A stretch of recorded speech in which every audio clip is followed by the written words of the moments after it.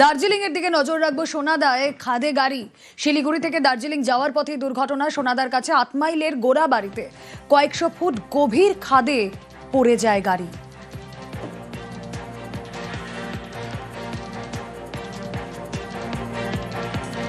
কয়েকজনকে উদ্ধার করা হয়েছে ইতিমধ্যেই। সোনাদায় এভাবে গভীর খাদে গাড়ি পড়ে যাওয়ার ঘটনা। আহতরা কার্শিয়াং মহকুমা হাসপাতালে ভর্তি। কিন্তু কিভাবে এই ঘটনা, কথা বলবো, প্রতিনিধি পার্থ রয়েছেন সঙ্গে। পার্থ,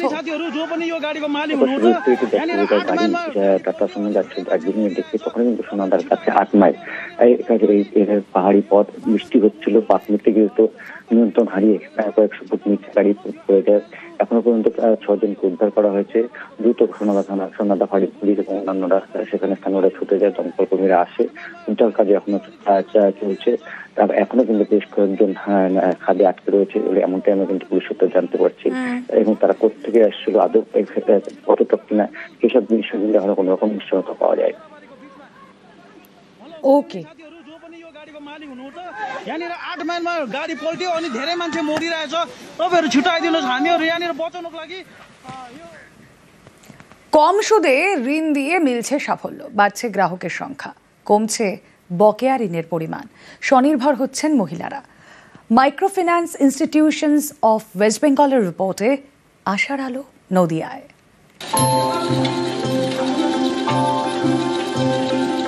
কেউ মেশিনে সেলাই করতে ব্যস্ত, কেউ শিখছেন কিভাবে পোশাক তৈরি করা হয়।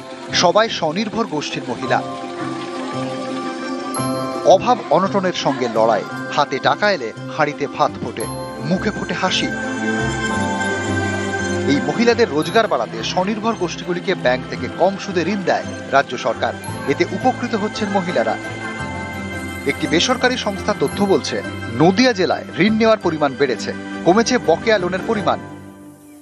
আমাদের গোষ্ঠীর মাধ্যমে ব্যাংক থেকে যে লোনটা পাচ্ছি, আমরা মেয়েরা অনেকে ঘরোয়া কাজ করছি, যেরকম সেলাই মেশিনের কাজ, আরও বিভিন্ন ধরনের কাজ আছে। অল্প সুদে অল্প টাকায় আমরা সেটা করতে পারছি। ব্যাংকিংয়ের মাধ্যমে, জেলা প্রশাসনের মাধ্যমে আমরা যে ব্যাংকিংয়ের মাধ্যমে টাকাগুলি পাচ্ছি কম সুদে, কম পার্সেন্ট, তার থেকে আমরা ভীষণভাবে উপকৃত হয়েছি।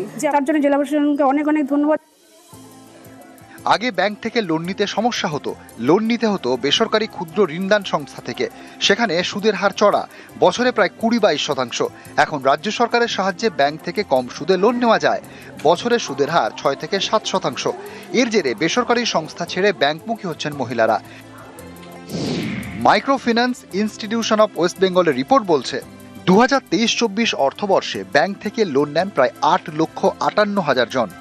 পরের বছর অর্থাৎ 2024-25 অর্থবর্ষে সেই সংখ্যাটা বেড়ে দাঁড়িয়েছে প্রায় 10,88,000। শুধু তাই নয়, কম সুদের কারণে সময় মতো ঋণ শোধ করতে পারছেন গ্রাহকরা। 2023-24 অর্থবর্ষে বকেয়া টাকার পরিমাণ ছিল 3,345 কোটি টাকা। 2024-25 অর্থবর্ষে তা কমে দাঁড়ায় 1,891 কোটি টাকা। লোনটা নিয়ে আমরা খুবই উপকৃত হচ্ছি এবং ব্যবসাকে আমরা এগিয়ে নিয়ে যেতে পারছি। যদি আমরা মাসে নাও টাকা দিতে পারি, তাহলে আমাদের কোনো অসুবিধা নেই, কোনো চাপ সৃষ্টি হয় না।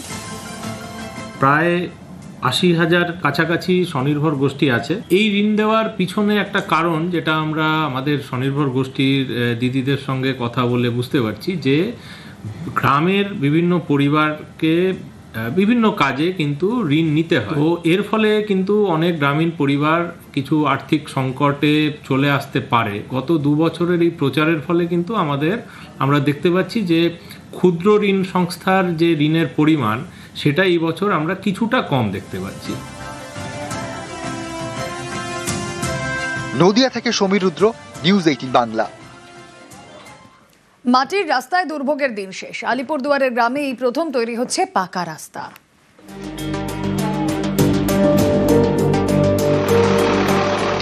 শুরু হয়েছে রাস্তার কাজ। মাটির রাস্তা এবার পাকা হচ্ছে।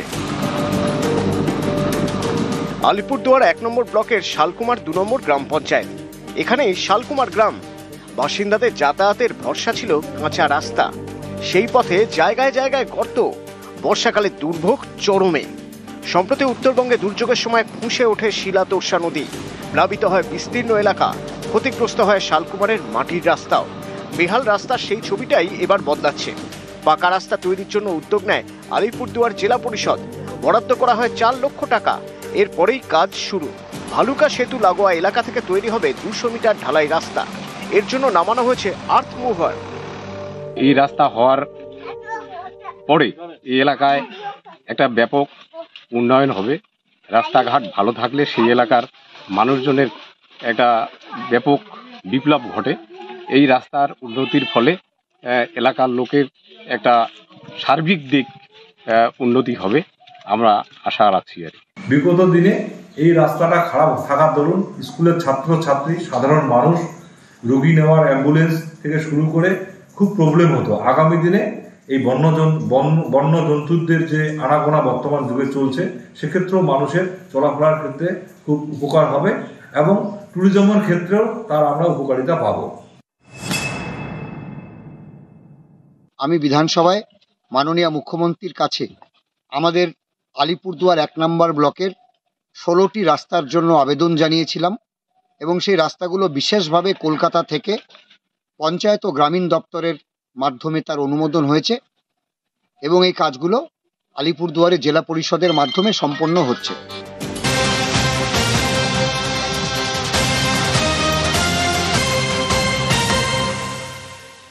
সপ্তাহ পেরোলে বিহার ইলেকশন, আর সেই ভোটের বিহারেই পুলিশ খুন। এসআই অনিরুদ্ধ কুমারের গলা কেটে হত্যা। সিওয়ানে একটি মাঠে এসআই এর রক্তাক্ত দেহ উদ্ধার। সিরসা নৌকা টোলা গ্রামের বাসিন্দারা দেখতে পান। এরপর স্থানীয়রাই পুলিশে খবর দেন। পুলিশ খুনের তদন্ত কমিটি গঠন সিওয়ানের এসপি। মৃত্যুঞ্জয় কুমার প্রতিনিধি রয়েছেন আমাদের সঙ্গে বিহার থেকে। मृत्युंजय जी, पुलिस का मर्डर हो जाना एक हफ्ते बाद ही बिहार में इलेक्शन है, बिहार का लॉ एंड ऑर्डर को लेके क्वेश्चन उठ जाएगा। जी देखिए, आपने सही कहा। बिहार की अगर बात की जाए तो फर्स्ट फेज है, 2 फेज में बिहार में चुनाव होना है। और सिवान की बात की जाए, सिवान में प्रथम चरण यानी 6 नवंबर को चुनाव होना है। ऐसे में यह घटना घटी है बिहार के सिवान जिले के दरौदा थाना क्षेत्र पड़ता है। दरौदा थाना से कुछ ही दूरी पर सिरसा नौका टोला गाँव पड़ता है। वहाँ पे जब सुबह ने सभी लोगों ने एक एएसआई का यानी पुलिसकर्मी का 100 लोगों ने देखा, जिसकी सर गला ब्रेक हत्या की बात सामने आ रही है। उसके बाद ये पूरे पुलिस महकमे में हड़कंप मच गया। उसके बाद जैसे ही सूचना सिवान एसपी मनोज तिवारी को मिली, मनोज तिवारी ने एक टीम का गठन कर दिया। उस टीम में एसडीपीओ के नेतृत्व में कई थाने की पुलिस मौजूद है और इस पूरी मामले की तहकीकात में लग गई है। अभी हमारी थोड़ी देर पहले सिवान एसपी मनोज तिवारी की इस मुद्दे पर बात हुआ। चूंकि बिहार में चुनाव है, ऐसे में पुलिस अपना पूरी तरह से अलर्ट मूड में है। चूंकि चुनाव का मौसम है और ऐसे में पुलिस कर्मी की हत्या हो जाना एक कहीं न कहीं लॉ एंड ऑर्डर पे बड़ा सवाल खड़ा हो रहा है। जिसके बाद सिवान पुलिस त्वरित कार्रवाई करते हुए इस मामले में कुछ लोगों को हिरासत में लेकर पूछताछ कर रही है। वहीं सिवान एसपी का दावा है कि जो इस घटना को अंजाम दिया है उसमें कुछ लोगों को गिरफ्तार कर लिया गया है। बहुत जल्द सिवान एसपी खुलासा करेंगे कि इनकी किस वजह से हत्या हुई है, हत्या का वजह क्या रहा है। लेकिन जो प्रथम दृष्टि प्रतीत होता है कि जब पुलिसकर्मी की हत्या की गई है, इस हत्या का मोटिव क्या है? जी देखिए, इस हत्या का मोटिव आपसी रंजिश बताया जा रहा है। और रंजिश किसके या कोई पर्सनल मामला सामने इसमें आ रही है। जब एसपी प्रेस कॉन्फ्रेंस करके पूरी जानकारी देंगे कि आखिर मामला क्या है। क्योंकि देखिए, अगर पुलिसकर्मी की हत्या हुई है, वो भी गला काट कर रेत कर हत्या की गई है, तो कहीं न कहीं एक बड़ा सवाल भी खड़ा हो रहा था। लेकिन इस मुद्दे पे कल यानी सुबह में एसपी प्रेस कॉन्फ्रेंस करेंगे और पूरी तरह से डिटेल्स बताएंगे कि आखिर पुलिसकर्मी की हत्या हुई है। तो एक निजी मामला पहले सामने आ रहा है कि किसी निजी मामला के कारण हत्या की गई है। लेकिन जब एसपी के द्वारा प्रेस कॉन्फ्रेंस किया जाएगा तो एग्जैक्ट फिगर मालूम चलेगी आखिर इस पुलिसकर्मी को हत्या की गई है तो कारण क्या रहा है। जी, अभी तक के लिए शुक्रिया। बॉडी पड़ी हुई है तो उसको थाना आई थी कार्रवाई करने, तो पाया गया कि अनिरुद्ध कुमार हैं, एएसआई दरौदा थाना के। उनका ये शौक गर्दन काट करके और ये रोड से करीब 50 मीटर अंदर जो है एक खेत में और मिला और वहीं से बाइक के बगल में मिला था उसका पूरे घर अंदर से। বিজয়গড়ে তরুণীকে খুনের চেষ্টায় জালে প্রাক্তন প্রেমিক। পাটনা থেকে গ্রেফতার অভিযুক্ত রবি কুমার ভরদ্বাজ। প্রেম ভাঙায় সোমবার বিজয়গড়ে তরুণীকে গুলি। বেঙ্গালুরুতে অভিযুক্তের সংস্থায় কাজ করতে গিয়ে ঘনিষ্ঠতা, কিন্তু কি কারণে এত আক্রোশ যে গুলি চালাতে হলো? কথা বলবো, প্রতিনিধি অমিত রয়েছেন সঙ্গে। অমিত, দেখো, প্রাক্তন প্রেমিকার ওপরেই হামলার ঘটনা কিন্তু প্রথম নয়। ব্যাঙ্গালোরে থাকাকালীন সেই সময় যখন তাদের মধ্যে প্রেম ভেঙে যায়, সেই সময় তাকে চপার দিয়ে আঘাত করেছিলেন, চপার দিয়ে কুপিয়েছিলেন রবি কুমার ভরদ্বাজ, বিহারের বাসিন্দা। তাকে ব্যাঙ্গালোরে তাকে গ্রেপ্তারও করা হয়েছিল, কয়েক মাস জেলও খেটেছিলেন। সোমবার দিন সন্ধ্যেবেলা বিজয়গড়, যাদবপুর থানা এলাকার বিজয়গড়ে প্রাক্তন প্রেমিকার বাড়ি পর্যন্ত পৌঁছে গেছিলেন, হাতে ছিল ফায়ার আর্ম। প্রেমিকার বাবা দরজা খুলতেই গুলি চালানোর অভিযোগ এবং সেটি লক্ষ্যভ্রষ্ট হয়, সেটি গিয়ে ঠিক বারান্দার দেওয়ালে লাগে। প্রেমিকাকে খুনের উদ্দেশ্যে সে এসেছিল প্রাথমিকভাবে, কিন্তু এই ঘটনা থেকে মনে করছিল কলকাতা পুলিশ, এমনকি প্রাক্তন প্রেমিকার তরফে এবং তার বাবার তরফে যাদবপুর থানায় অভিযোগ দায়ের করা হয়েছিল। ঘটনার পর থেকেই রবি কুমার ভরদ্বাজকে খুঁজছিল যাদবপুর থানার পুলিশ। বিভিন্ন জায়গাতে তার সন্ধানে অভিযান চালানো হয় এবং অবশেষে আজকে সন্ধ্যাবেলা পাটনার কাছ থেকে তাকে গ্রেপ্তার করা হয়েছে। আগামীকাল থেকে কলকাতা নিয়ে আসার কিন্তু কথা রয়েছে কলকাতা পুলিশের। তবে যে কি কারণে প্রাক্তন প্রেমিকার বাড়িতে এসে গুলি চালানো, পুরোটাই তদন্তের মধ্যে রয়েছে। তবে যে বিষয়গুলো এখনো পর্যন্ত পুলিশের কাছে উঠে এসছে, যে কোনো একটা আক্রোশ তার মধ্যে রয়েছে। কারণ ব্যাঙ্গালোরে যখন এই তরুণী যখন থাকতেন, তখন এই রবি কুমার ভরদ্বাজের যে ইভেন্ট ম্যানেজমেন্ট কোম্পানি রয়েছে, সেখানে তিনি এই তরুণী সেখানে কাজ করতেন এবং সেই কাজ করার সুবাদে এই যুবকের সঙ্গে তার ঘনিষ্ঠতা বাড়ে এবং পরবর্তী সময় যখন জানতে পারে যে এই রবি কুমার ভরদ্বাজ বিবাহিত, তার স্ত্রী রয়েছে, বিহারে থাকে, তারপর তাদের মধ্যে ব্রেকআপ হয় এবং তারপর থেকে দূরত্ব বাড়তে থাকে। কিন্তু এই তরুণ তাকে বিয়ে করতে চান, কিন্তু এই তরুণী বা প্রাক্তন প্রেমিকা বিয়ে করতে নারাজ হন। তিনি ব্যাঙ্গালোর থেকে ফিরে আসেন, কিন্তু যখন ব্যাঙ্গালোরে ছিলেন, যখন ব্রেকআপ হয়ে যায়, তখন কিন্তু তার উপরে চপার দিয়ে আক্রমণের কিন্তু ঘটনা ঘটেছিল। তারপরে কিন্তু তরুণীর বাবা ব্যাঙ্গালোর থেকে কলকাতা নিয়ে আসেন এবং কলকাতা এসে গল্ফ গ্রিন থানা এলাকাতেও কিন্তু এই তরুণীর ওপরে এর আগে একবার হামলার ঘটনা কিন্তু ঘটেছে। এরপরে আবারও গত সোমবার দিন সরাসরি ফায়ার আর্মস নিয়ে তরুণী বাড়িতে গিয়ে হাজির হন এই রবি কুমার এবং সেখানে গুলি চালিয়েছিলেন বলে অভিযোগ ছিল। অবশেষে বিহারে পাটনা থেকে গ্রেপ্তার করা হয়েছে। ওকে,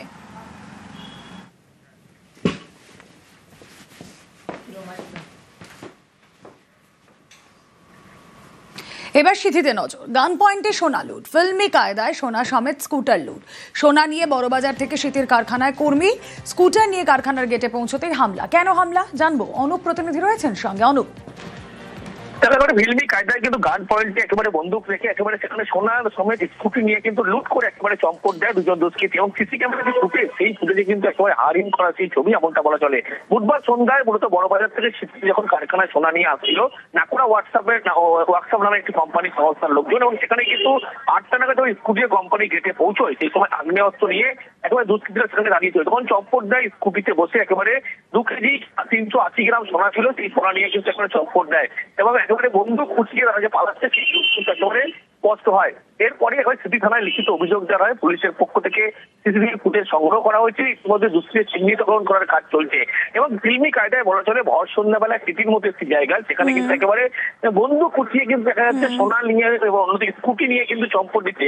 সব মিলিয়ে যে বাজার মূল্য ছিল 3 কোটির বেশি টাকা দাম। ইতিমধ্যে এই সংস্থার কর্মী, তাদেরকে যেমন জিজ্ঞাসাবাদ করা হচ্ছে, অন্যদিকে দুষ্কৃতীদের খোঁজে কিন্তু পুলিশের পক্ষ থেকে খোঁজ করা হচ্ছে। ওকে, বাম দিকে দুজন দাঁড়িয়ে আছে একটা টগর গাছের গোড়ায়। অপোজিট সাইড থেকে উনি আমাকে প্রথম রিভলভার দেখায়, ভয় খেয়ে যাই। ভয় খেয়ে তখন আমি ব্যাক করে গেটটা ভিড়িয়ে বলছি মারবেন না। আবার গাড়িতে বসতে যাচ্ছে ভদ্রলোক, তখন আবার দ্বিতীয়বার আমাকে দেখানোর রিভলভার দেখালো। ব্যাক করে অপোজিট সাইড, যে সাইড থেকে ঢুকেছি অপর সাইডে ওই গলির দিকে টার্ন নিচ্ছে। আমি এবার বাইরে বেরিয়ে চলে এলাম, এসে চিল্লাচ্ছি। গাড়ির মধ্যে কি ছিল? গাড়িতে ব্যাগের ভিতরে আমাদের সোনা ছিল।